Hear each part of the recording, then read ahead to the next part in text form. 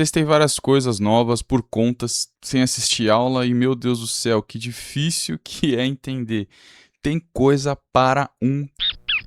Muito difícil aprender por conta, assim, fuçando, tá? Então eu tentei colocar áudio, não foi. Tentei colocar NPC, não foi. Tentei pintar o chão de outra textura, não foi. Embora eu já até tenha visto como faz isso, né? Loucura. Loucurada total. Mas, ao longo desse episódio, você vai ver como que está ficando legal pra caramba esse projeto. Tô muito empolgado, de verdade, com os próximos episódios. Já deixa aquele like, se inscreve no canal, ativa o sininho pra não perder mais nenhum conteúdo aqui do canal. Inclusive os episódios dessa série, se você estiver acompanhando. Se não estiver acompanhando ainda e caiu de paraquedas aqui, depois assista todos os episódios, eu deixo aqui na descrição conforme eu vou lançando, tá? Então, provavelmente todos os vídeos vão ter todos os episódios. Então, só ir lá, clicar, assistir de boas para poder entender tudo. Vamos começar então essa jornada de aprendizado pós a vinheta.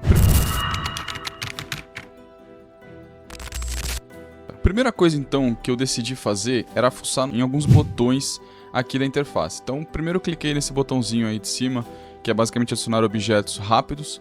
E de cara eu já achei uma coisa sensacional, que são esses dois aqui, ó, Quixel e Fab. Eu fui explorando mais o Quixel, tá? Depois eu explorei o Fab mais offline mesmo, sem gravar. E basicamente é uma biblioteca gigantesca de itens 3D para você usar, né? Então tem pedras para baixar, tem cenários inteiros. Você consegue baixar um pacote de objetos de um galpão, por exemplo, de um dormitório, de um cômodo. Pô, achei muito da hora. E o mais incrível de tudo é que tem alguns gratuitos, então eu baixei aqui e testei. Não só objetos 3D, tem também o quê? Texturas, materiais. Então às vezes vamos supor que eu mesmo no Blender fui lá, criei meu objeto 3D, só que eu não criei a textura. Então eu posso baixar o material ali, né? A textura dele, se vai ser rugosa, se vai ser áspera, dessa biblioteca e colocar no meu objeto. Então, olha que interessante, olha que poderoso isso. Tô deixando na tela para vocês a fuçada que eu dei aí no site e vocês reparem no tanto de coisa que tem. Se você filtrar ainda pelas coisas pagas ali, vocês vão ver que tem infinito, assim. Basicamente o que eu tive que fazer para acessar essa biblioteca foi criar uma conta, atrelar essa conta à conta da Epic Games. No meu caso era, eu não sei se eu criei na mesma conta ou em outra, não me lembro, mas de qualquer forma, assim que você fizer isso, você consegue acessar essa biblioteca aqui, fazer o download e importar o objeto como a gente viu no outro episódio, tranquilinho, só ir lá, organizar, né, criar as pastas e tal, jogar lá dentro e zerou.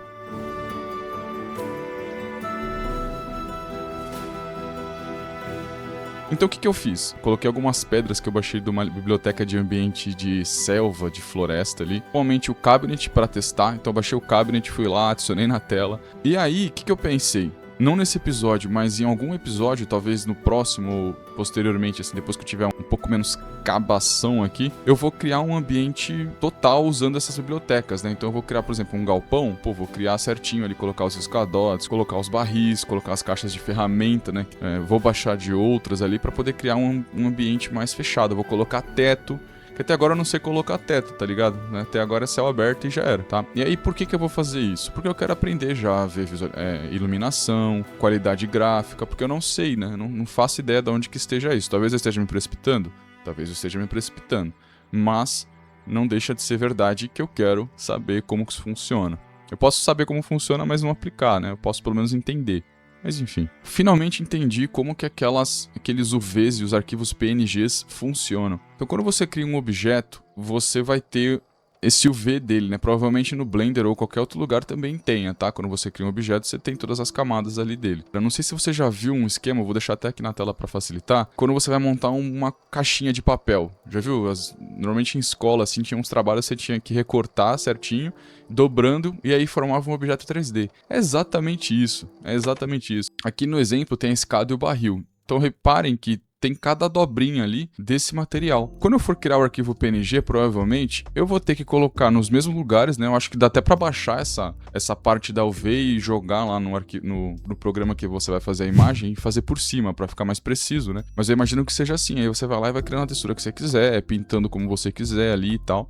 E aí juntando com um arquivo material, né? Para dar a textura de rugosidade, de metálico ali e tal. Transforma isso tudo num objeto pintadinho aqui dentro da interface, olha só. As coisas estão ficando mais claras, finalmente, tá? Finalmente, episódio 2 também, né? Até que tá sendo até que rápido, viu? E aí eu continuei fuçando aqui na interface de adicionar objetos rápidos. Então eu fui fuçando no céu, fui tirando nuvem, fui adicionando luminosidade, adicionei neblina, tá? Só pra testar mesmo, só pra estressar ali a interface, ver onde que eu acho essas coisas. Tô com a intuição de que eu vou usar muito essa interface de adicionar objetos rápidos, tá? Durante os desenvolvimentos. Adicionei umas câmeras, tentei alterar assim como que ficaria a jogabilidade, né? A câmera de quando você dá o play ali, mas eu não consegui.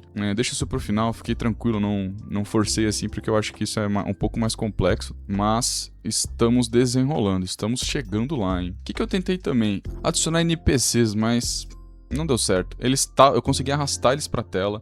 Eu acessei as configurações deles e tava realmente com animações, então tinha animação pra correr, animação pra apontar, né, como se estivesse com uma arma, animação pra como se tivesse sofrido algum impacto e tal. Só que quando eu dei play, eles continuavam parados, tá ligado? Eles ficavam correndo no mesmo lugar, ficavam em loop, sabe? Então, pelo que eu entendi, isso acontece porque, embora eu tenha importado eles com animação, eu não adicionei um território específico pra eles se movimentarem. Então, pelo que eu entendi, existe o Nav Mesh, um componente específico pra navegação, e você consegue limitar aonde aquele NPC vai andar e onde ele pode andar, né? A área segura pra ele caminhar ali, etc. E mesmo que eu não tivesse colocado isso, eu poderia ter colocado uma coisa mais direta, tipo, mova-se para lá, sabe? Tipo, move to algum lugar, né? Na posição, no eixo X, Y, Z. Vou aprender mais pra frente, tá? Mas fui fuçando aqui pra ver como que era a configuração desses bonecos mais complexos, né?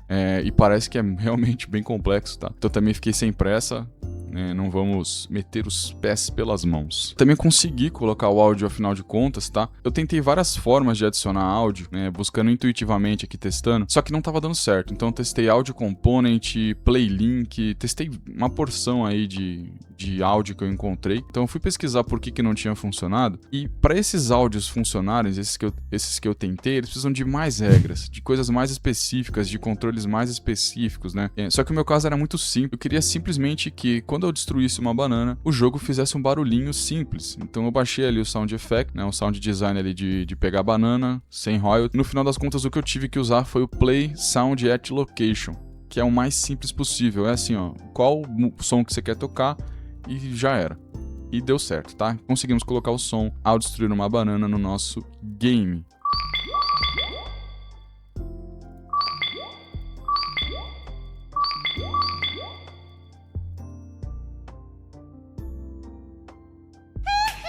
Começamos a escalar o nosso level, nosso nível aqui dentro do jogo. Então, qual que era o primeiro objetivo para poder entender as coisas aqui dentro?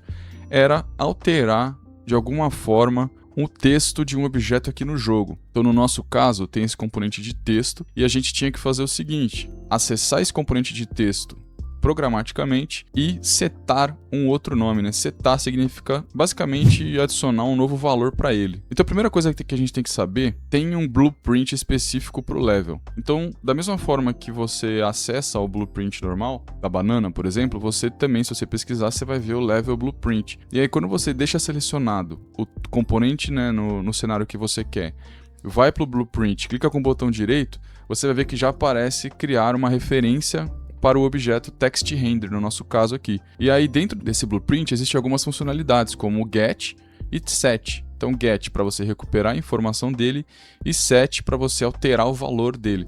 Então olha só, os conhecimentos de programação, embora até agora eu não tenha usado nada, nenhuma linha de código, são extremamente importantes para entender. Então, talvez, se você estiver aprendendo Unreal Engine, ou pense em aprender Unreal Engine, ou qualquer outra engine, né, qualquer outra... Em paralelo, vai dando uma olhadinha em algoritmos ali, em linguagem de programação básica, só para ficar mais por dentro disso, tá? Porque se eu não tivesse os conhecimentos, até o que eu vou mostrar mais pra frente aqui, eu teria me confundido bastante de início, tá? Acho que vale muito a pena estudar isso em paralelo se você não sabe. Se assim como eu, você já sabe, né, você tem conhecimento prévio, excelente. Vai facilitar bastante, de verdade, assim. Enfim, então aqui a gente conseguiu setar o texto. Então a gente setou o texto pra pegue as bananas, no final das contas, beleza? Essa vai ser a mensagem inicial. E aí você repara que, quando a gente vai jogar, esse texto só vai ser renderizado quando eu der o play. Por quê? Porque eu adicionei ele no evento Begin Play. E essa informação vai setar quando eu começar a jogar. Enquanto eu não joguei, nada vai estar acontecendo ali no texto. Da mesma forma que as bananas não vão estar girando, etc, tá? Acho que nada de novo aqui. Então agora a gente já conseguiu acessar um objeto, já entendemos o set e o get aqui dentro do tipo text. Então eu criei aqui do tipo string, você vê que quando ele cria do tipo string, ele faz uma conversão para text para poder setar. Só que eu posso criar uma direto do tipo text.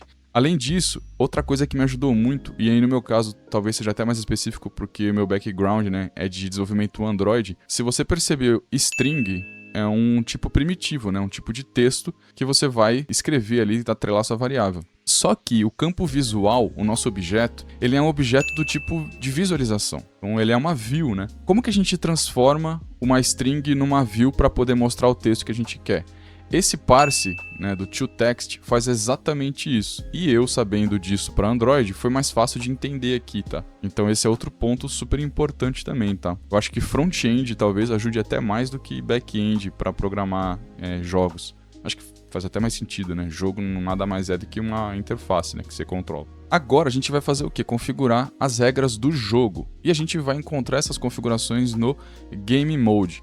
Você tem duas formas de acessar o Game Mode, tá? Você pode acessar direto pela interface ali, clicando em configurações do projeto. E aí você vai ver aqui o Game Mode, não vamos mexer em nada, tá? Ele deu uma explicação no vídeo ali sobre o que é e tudo mais, só que acho que não faz sentido aprofundar já, né? Obviamente. A gente tem que acessar esse blueprint do Game Mode, tá? E a gente pode acessar ele de outra forma, que é no arquivo, né? Assim como a gente acha qualquer blueprint, também vai achar o Game Mode Blueprint. E ali dentro tem as configurações também e tudo mais. Da mesma forma que qualquer blueprint, o Game Mode também tem o Navigraph aqui, tá? E aí, galera, o que acontece? Aqui as coisas começaram a ficar super interessantes. Por quê? Porque aqui a gente vai colocar as regras do jogo em si, né? Do nosso nível, do nosso level third person aqui, que é o título do nosso jogo, tá? Por enquanto. Então, antes de entrar aqui no Game Mode, eu vou explicar qual que é o objetivo que a gente quer chegar aqui. O objetivo é começar o jogo com a quantidade de frutas zerada. Então, toda hora que começar o jogo, a gente tem que resetar a quantidade de frutas. Além disso, a gente quer colocar uma regra de se você pegar mais do que 5 bananas, você vai resetar o jogo automaticamente. Então esse é o nosso objetivo final dessa aula aqui. Então antes de mais nada, precisa criar uma variável que vai ser onde vamos armazenar essa referência de quantidade de frutas para conseguir resetar e controlar ali quando você pegar uma, duas bananas e ir atualizando.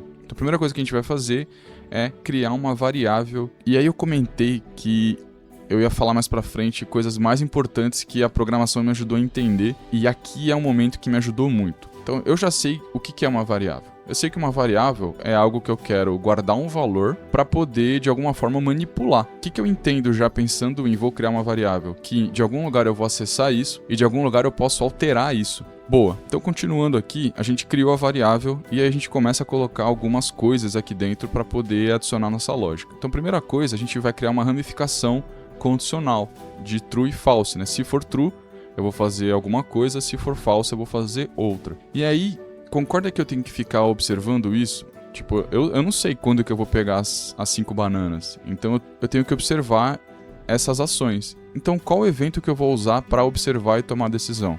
O tick, né? Que a gente já viu no episódio anterior, que é o responsável por deixar as bananas girando ali. Então no tick a gente vai ter essa condição, né? Eu falei da condição antes, mas na verdade eu não expliquei que ia ficar no tick. Mas enfim, então a gente vai ligar no tick. Então se for true, a gente vai dar um print ganhou. E aí reparem, só para testar aqui, reparem que eu pego as bananas, só que ele não imprime ainda.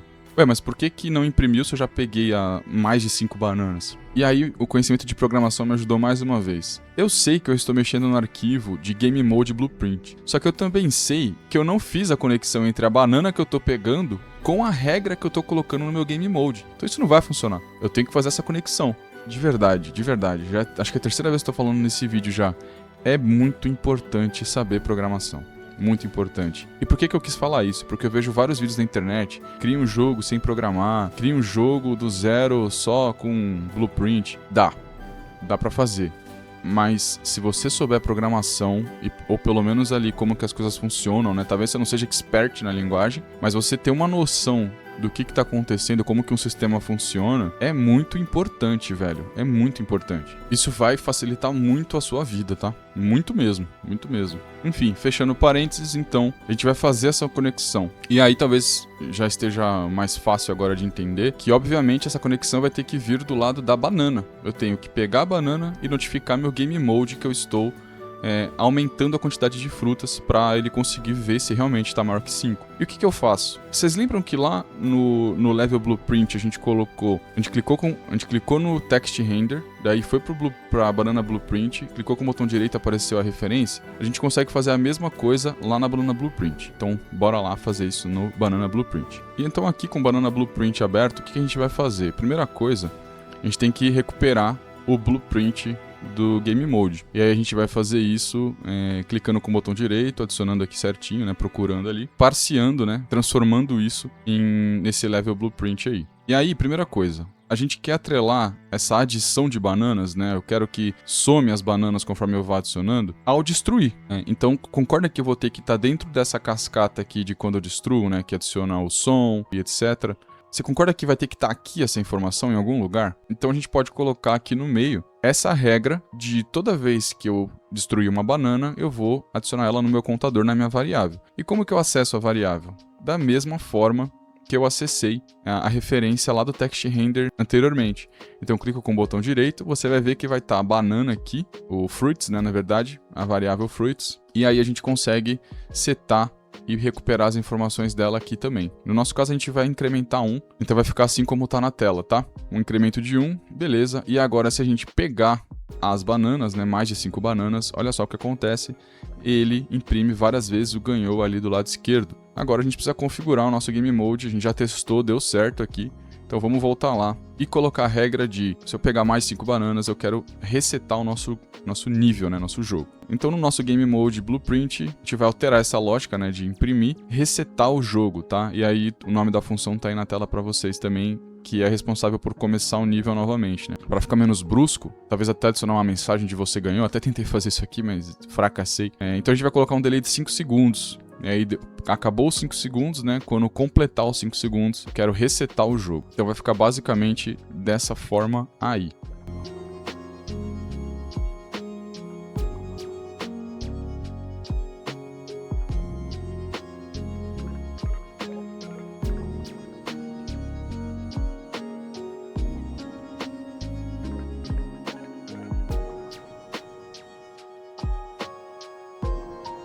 Espero que vocês tenham curtido esse episódio. Eu, particularmente, estou muito empolgado, tá? Muito empolgado mesmo com tudo isso. Eu tô vendo criar ali uma carinha de jogo mesmo já, né? Já no segundo episódio. Espero que vocês também estejam curtindo. Mais uma vez, peço para deixarem aquele like, se inscreverem no canal para dar aquela força, ativar o sininho para não perder mais nada. E comenta aí se você também tá aprendendo Unreal Engine, se você já sabe Unreal ou se sabe outra engine. Deixa aí nos comentários. E o que você achou desse episódio também. É muito importante o seu feedback. Então deixa aqui nos comentários, vamos trocar uma ideia e te vejo no próximo.